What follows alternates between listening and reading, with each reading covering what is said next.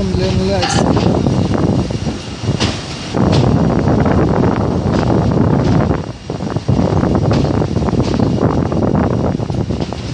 आज मेरे यार दोस्त बड़े बड़े